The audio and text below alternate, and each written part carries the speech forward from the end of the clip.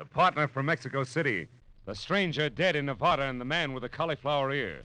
All added up to a corpse on a concrete floor. But I couldn't figure why until I found out there was one name above all that had to be remembered. From the pen of Raymond Chandler, outstanding author of crime fiction, comes his most famous character in The Adventures of Philip Marlowe.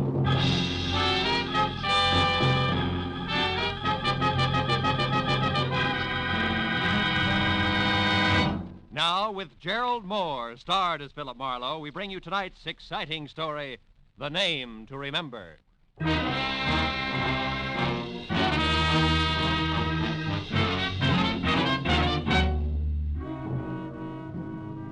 big clock at the far end of the Beverly Room cocktail lounge with the opaque glass ice cubes where there should have been numbers said it was 20 after 5. That meant my new client, Eddie Malowe, was late. So sitting at an uncomfortable mushroom for 2, I waited and worked on a long drink and stared down into the mirrored top of my table. I stopped staring when the reflection in the tabletop changed from red ceiling to gray Hamburg and pale blue eyes in an almost friendly face. I looked up to find easygoing Eddie Malowe looking about as he had been a year ago. Dapper in draped flannel, carnation attached, and a thin smile on thinner lips. He sat down, took off his hat, and shook hands all in one quick motion. And I knew he was either in trouble, a hurry, or both. Marlowe, business. Business. You gotta find the nut who's been following me for the last couple of days. He's big. A lot of muscle under a T-shirt and a kind of jacket like the Dodgers wear when they're warming up, you know what I mean? I can't figure out what this bird's after. That bothers me. All the time he's like it. What? Hanging around. Oh. And if I go for him, he runs. So what I want you to do is, you get next to him and the answer to this tag. Here, 50, 70, 80, $100. Enough, Phil? Enough. You know, Eddie, the law might do this for you for free. Yeah, for John Doe, they might. But Eddie Malowe's another story, Marlowe. You know what I mean? Today I got a respectable business, war surplus. But the cops, they only remember me as a guy who once did time for being careless with other people's dough. Yeah. Besides, I'm in a hurry. My 2 partners, Lou Tripp and Ruth Dunn. She's also my girl. They're coming back to town tonight. I'd like to spend some time with both of them, without interruption. What do you mean, girl, Eddie? You and that pretty wife I've heard about split up? Yeah, I'm suing for divorce right now. Tina and I never should have been, Marlowe. Yeah, I need someone who's softer, more honest and understanding. Know what I mean? Now take this here, Ruth. Can I help you, sir? Huh? Oh, yeah, scotch. No buzz. Make it a double. Very well, sir. This Ruth Marlowe, she's different. Good head for business, sweet kid at the same time. Like, for instance, the letter I got from her today. She and Lou were both in Mexico City. She's got all the dope on the deal we're working on, plus the fact she's worrying about me. That should bring us right back to T-shirt. Remember, where do I start, Eddie? That's the only place I know of, Marlowe. Yesterday, I kind of turned the tables on this guy, trailed him down to the corner of Wilshire and Western. But he got away in the middle of a lot of traffic, you know what I mean? In a car? Huh? Car. Oh, no, we were both walking. No. No, I figured from his bill and that T-shirt, he could work on one of these health clubs around here. You find out, then come to my place on Hoover before 8, huh? By the way, he's got black curly hair and one ear's all banged up, cauliflower-like. Right one. Anything else? No, Eddie, I'll see you. Know what I mean? Huh?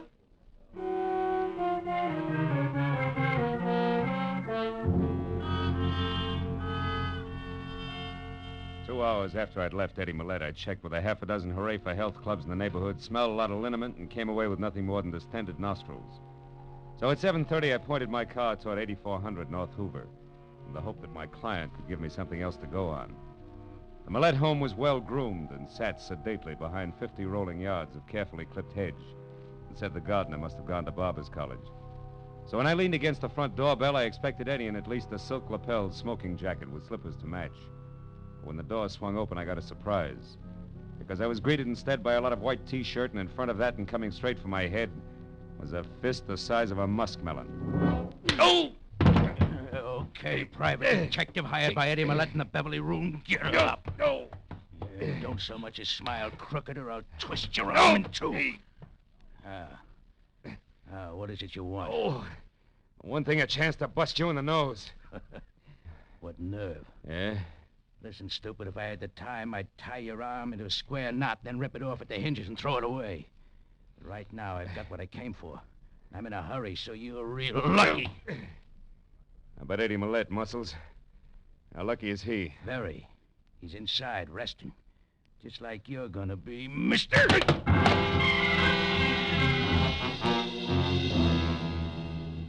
By By the time I got back to my feet and had my right arm unscrewed to where I could reach across my chest to my shoulder holster, a T-shirt was gone. So I started into the house, and what I knew was going to be a slightly beat-up client. But when I turned on the lights and found nothing in the kitchen, bathroom, or bedroom, I began to worry a little more. I got to the den and saw that the drawers of a desk that were turned inside out, but there was still no Eddie. I opened a side door and started out for the patio, which ran along the front of the house.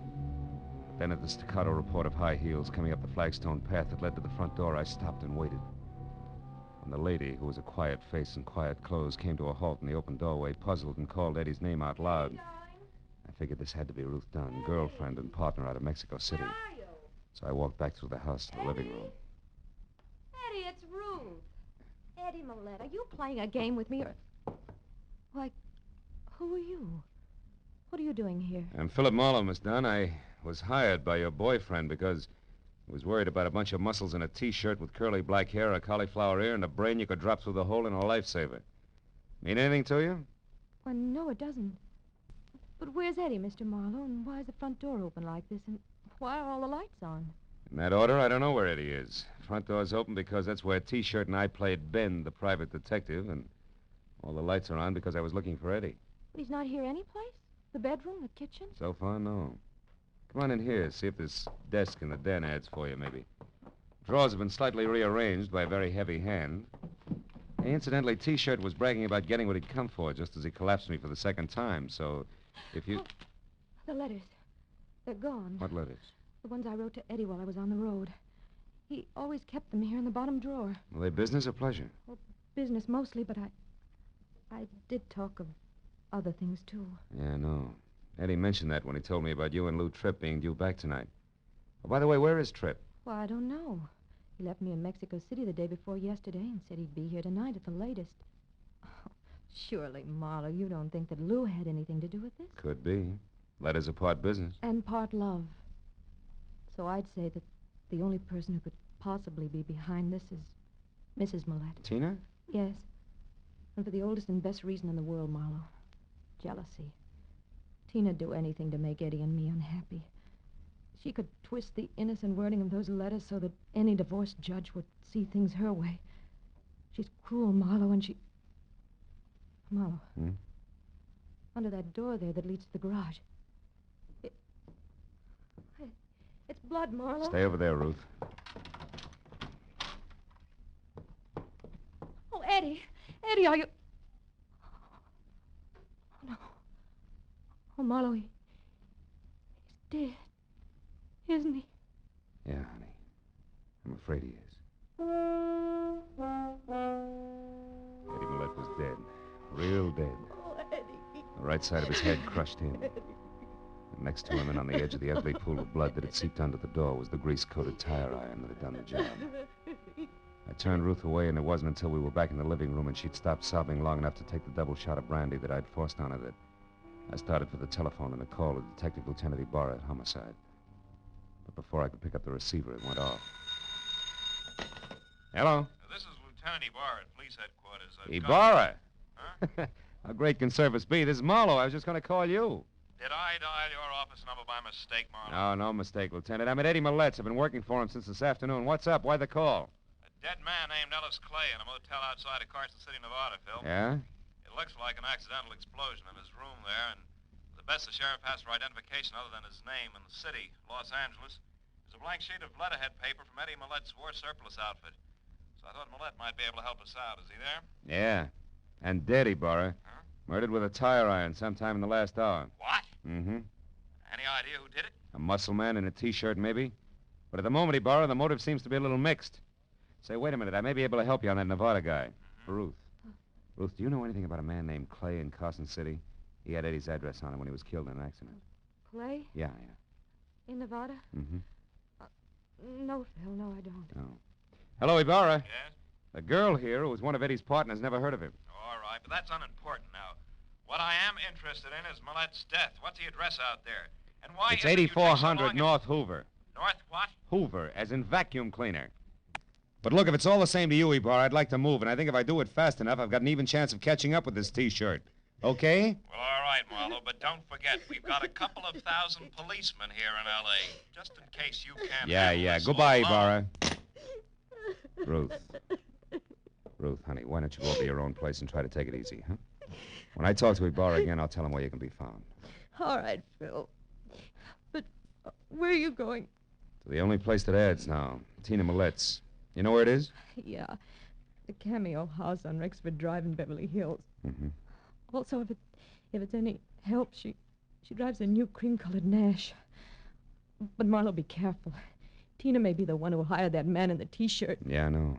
And that, honey, is exactly what I'm banking on. I'll call you. After I got the vital statistics on where I could reach Ruth later on, I piled into my car and headed for Beverly Hills and the Cameo house, which was 6 stories of white stone and glass brick. Tina Millette managed to scrimp by with half of the top floor, and a couple of minutes later, when I got out of the all-mirror elevator, walked to her door, rang, and waited. I was wondering what kind of a reception I'd get. But when the door opened, I stopped wondering and started concentrating. You want something?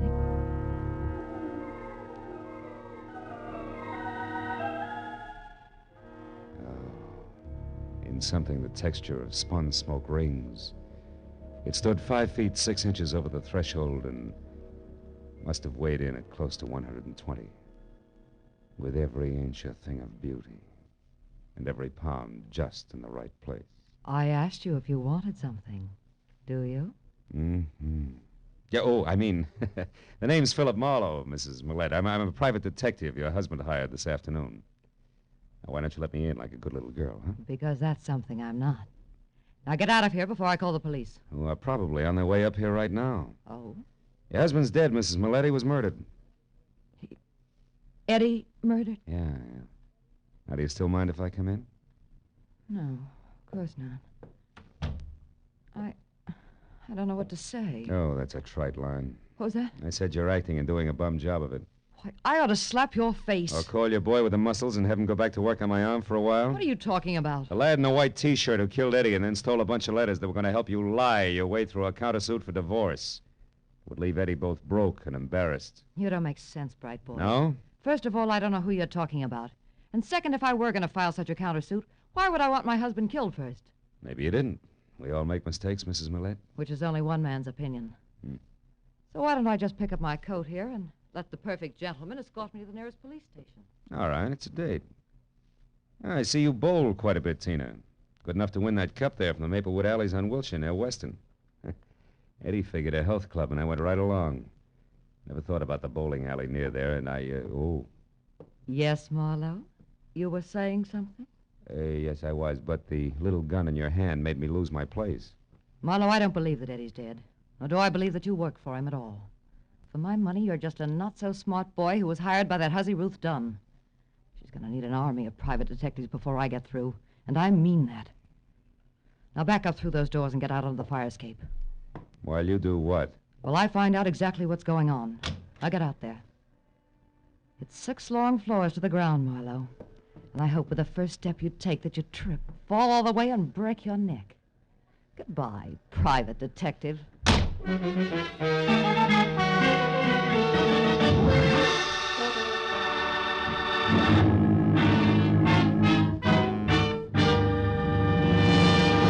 In just a moment, we will return to the second act of The Adventures of Philip Marlowe. But first, just a little later on CBS tonight, you'll hear Sing It Again's Master of Ceremonies, Dan Seymour, giving a perfect characterization of a man going crazy. The reason?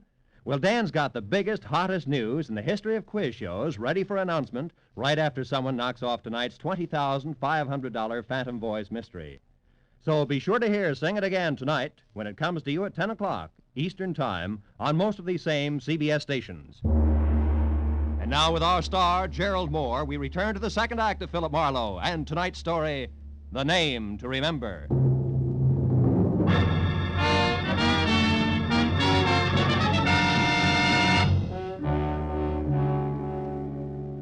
When Tina Millette prodded me out onto the fire escape through a pair of French doors, slammed them shut, and snapped the lock, there was a cold look in her smoky eyes and an unwavering potential about the snub-nosed gun clenched in her hand and pointed straight at my belt buckle that melted all the gambler out of me fast.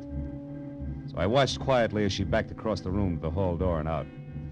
I knew my chances of climbing down 6 flights of iron fire escape in time to head her off was an idiot's dream. So, kicked the panel out of one of the doors, reached through and finally got it unlocked. And I went back inside to the phone. Since the vixen was on the prowl with a gun in her fist, I figured the least I could do was pass the word along. Hello? Ruth, this is Marlowe. Oh, Phil. Have you found the letters? Not yet, but never mind that now. You got something more important to worry about because your guess on Eddie's ex-wife, Tina, was right on the button. You mean she's the one who's really after the letters? Yeah, that muscle man in the T-shirt is just doing a heavy work for her. And I've got a good idea that he's connected with the Maplewood bowling alley on Wilshire. Where are you now, Phil? In Tina's apartment, alone. I just lost a small debate with her. And get this, Ruth. She hates you, and she's the type who hates hard. Yeah. When she left here, she had a gun, and the chances are at least 50-50 that she's coming your way. So keep your doors locked and stay away from windows, savvy? Yeah, okay, Phil. Oh, one more thing before I shove off. Has Millette's partner, Lou Tripp, shown yet? No, at least he hasn't called me. Uh-huh. But where are you going, Phil? That bowling alley on Wilshire. Only this time I'm swinging first.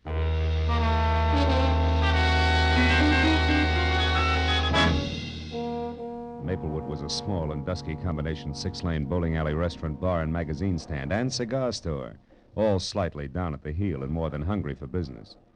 Only 2 alleys were in use, and a lanky postgraduate delinquent with a mouthful of gum and a complexion one tone greener than his eyeshade was the only houseman in sight. He looked up and watched me as I moved over to the bulletin board where a bank of photographs were tacked up, picturing the champions of the local league. Sure enough, there in the top row and holding a bowling ball that had more expression than his face was the pile of muscles in a T-shirt, which the caption tagged as one Sid Sawyer. So I walked over to the counter where the houseman sat and made like a one-man fan club. What's your problem, Mac? I see Sid's up there with the champs. Is he around tonight? I wouldn't know. Where can I get in touch with him? I wouldn't have the faintest idea, Mac. He works here, doesn't he? Yeah, off and on. But you don't know where he lives or what his phone number is, huh? Well, you're just beginning to get the idea. Come here, you! Hey, cut it out, will you? Take your hands off You of get me. the idea and get it fast unless you want your teeth crammed down your throat. Where does Sawyer live? Now, wait a minute, mister. Take it easy. I'll tell you. He's got a room over on Shadow Street, 6340. Upstairs. He don't have no phone. All right, that's better. Is he there now? I think so. But, gee, I don't know why everybody is so interested in Sid Sawyer all of a sudden. Who else is interested? Some babe called a couple of minutes ago. An old friend, she said. That's the reason I give you the store. Yeah? Honest. You see, Sid don't like to be interrupted when he's entertaining old friends. Is that so? Well, this is one party that's going to get crowded whether he likes it or not. 6340 Shadow Street was a top-heavy, stale gingerbread house, left over from the days when Los Angeles was a stopover between Spanish missions.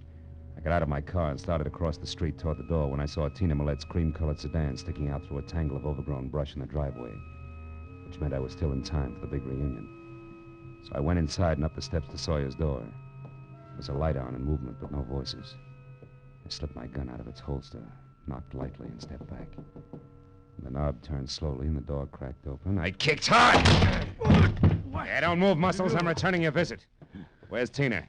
Who's Tina? Look, her car's outside in the driveway. She's here after the letters, isn't she? What letters? You're nuts. I don't know what you're talking about. And these suitcases. You wouldn't be skipping town, would you? Listen, Shamus, you're barking up the wrong tree. I don't know anything, get me? Yeah? Okay, Sawyer, if you insist, we'll do it the hard way. That squares us for that arm-twisting job you gave me. Now we'll start all over again even. Get up! Come on! Quit hitting me with that gun. I don't enjoy doing it, so the faster you talk, the sooner I'll stop. Where's Tina? I don't know what you do. Now make it straight. I haven't got all night. All right. No more. That's better. She came and picked up the letters, and she left again. 5 minutes before you got here. 5 minutes, you're lying. Take a look out that window and tell me why your car's still outside. I don't know what...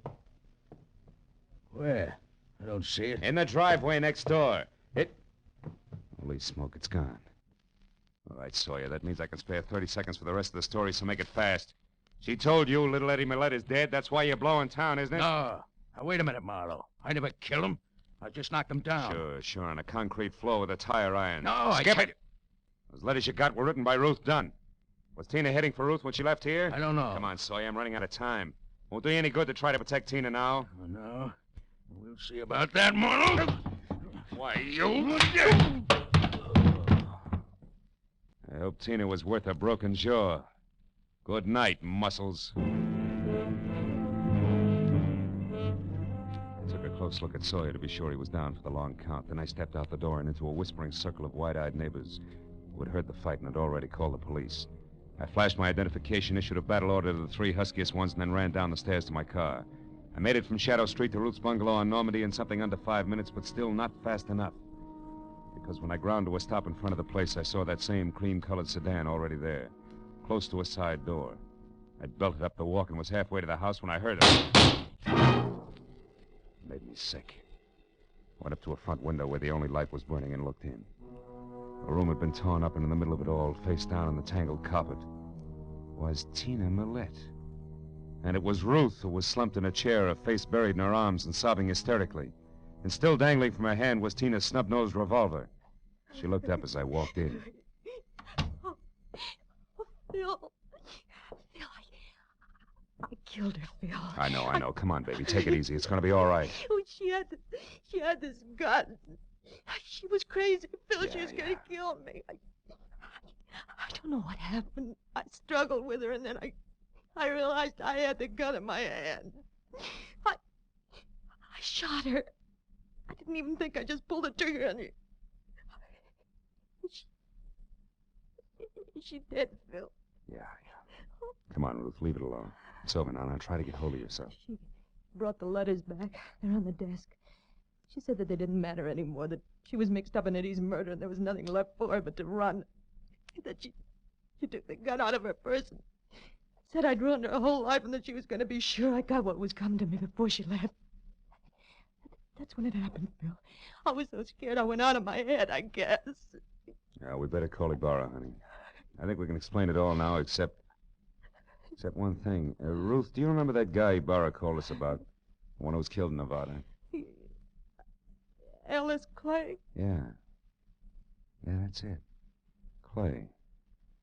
I've had the feeling all night that some way his death is tied up with all this. It's only a hunch, but something seems to be missing. What is it, Phil? What's missing? I don't know yet. Look, honey, I want to take a look at these letters. You go call the police, will you? It was a long shot, but while Ruth went down the hall to phone the police, I flipped through the bundle of envelopes that had caused all the trouble. And the long shot began to pay off.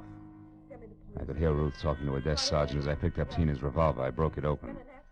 Then a pair of headlights and a red spot of a police car flashed in the driveway, and I knew that Ibarra had figured out a few things for himself. I put the gun down on the table again, told Ruth to forget her call, and when the lieutenant came in, Ruth and I together explained everything that had happened right up to Tina Malowe's body on the floor. Well, it's quite a mess, isn't it? Anyway, this part of it looks like a clear case of self-defense. Right, Marlowe? Exactly right, Ibarra. It looks like self-defense, only there's something missing. Something missing? What do you mean, Marlowe?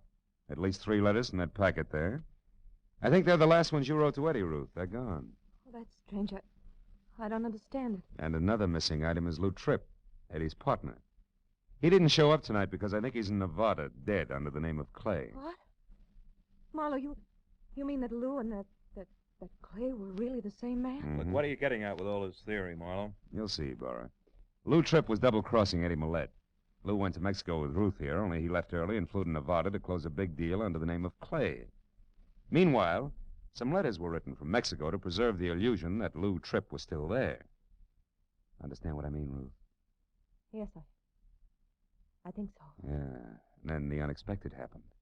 Lou, identified as Clay, died accidentally in Nevada. That meant that sooner or later those letters would be exposed as lies.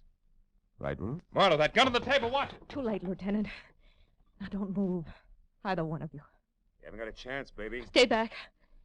Please, Phil, I don't want to kill you, but I will if you come one step closer. Stay back, Marlowe. She means it. Look, baby, you licked. Marlowe, It was a good try, but you lost. stay back.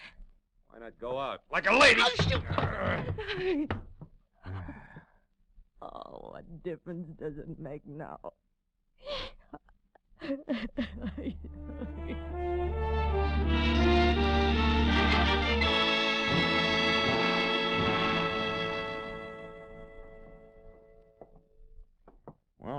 she cracked, she really went to pieces and told the whole story. Yeah? And she and Lou Tripp were working together all right. When he died in Nevada, the lie she told in those letters put her in a tight jam with Eddie, see? So when she found Eddie unconscious in his garage, she finished him. But when she went for the letters, Sid Sawyer scared her off. Is that it? Mm-hmm. Ah. Incidentally, the state is going to give Sawyer a long vacation in one of their better institutions. Good, good. What happened down at Sawyer's place, Ibarra? You know, Ruth had a lot of nerve, Marlowe. Yeah. She found Tina Millette's car at Sawyer's, so she waited in the back seat until Tina came out with the letters. Then she sapped her, drove the car to her house, and faked that slick self-defense setup. And she still doesn't know where she made the mistake that caught her. Hey, where was it, Phil? Well, she was being real cagey, Ibarra. She decided it was too dangerous to write the name Clay down anyplace, so she made it a name to remember. And she did. But too well. What do you mean, Phil? Well, when I asked her for it, the first name Ellis popped out, too. Mhm. There was no legitimate way for her to know that you gave me the full name over the phone, but I only gave her Clay. That was an opening, but I needed proof. Mm-hmm. So you needled her until she made a break. Mm. Then you walked into the gun she'd grabbed. You take some long chances, Phil. Oh, I'll do anything to see justice prevail, Ibarra. I smell a rat. You should. I emptied the gun. When she was phoning. Good night, Phil. Good morning, Ibarra.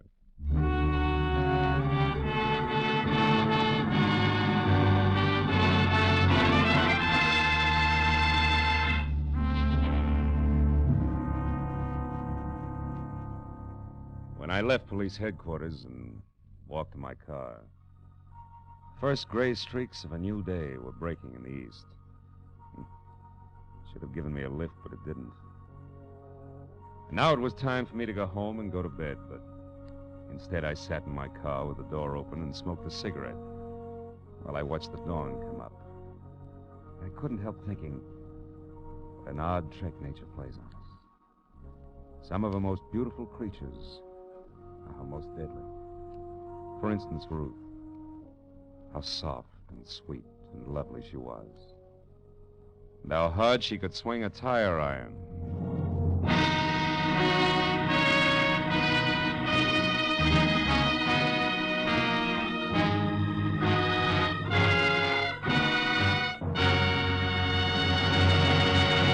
The Adventures of Philip Marlowe, created by Raymond Chandler, star Gerald Moore, and are produced and directed by Norman MacDonald. Script is by Mel Donnelly, Robert Mitchell, and Gene Levitt. Featured in the cast were Gene Bates, Paul Frees, Yvonne Patey, Jack Moyles, and Jerry Hausner. Detective Lieutenant Ibarra is played by Jeff Corey. The special music is by Richard Orant. Be sure and be with us again next week when Philip Marlowe says... It was hot and still. An August night in the middle of April. But that didn't matter to the striptease dancer in the golden mask, because murder made her blood run cold the night the heat wave struck.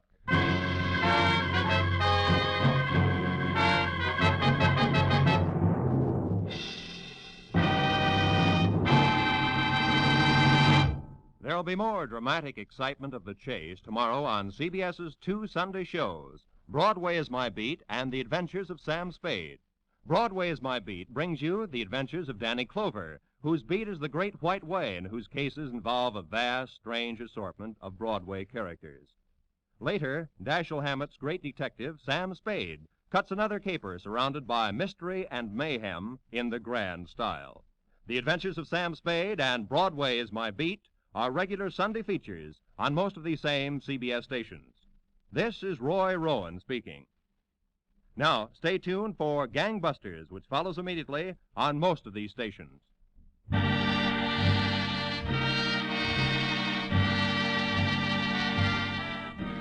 This is CBS, the Columbia Broadcasting System.